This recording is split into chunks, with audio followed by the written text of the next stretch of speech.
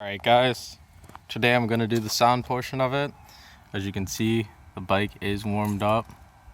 So now, just to let you guys know, I do have the baffle, the bolts for it that controls it, the spring opening and closing, that is taken off of it, which if you have an SC Project exhaust and you do have that, I recommend doing it because it makes it sound deeper and a lot better.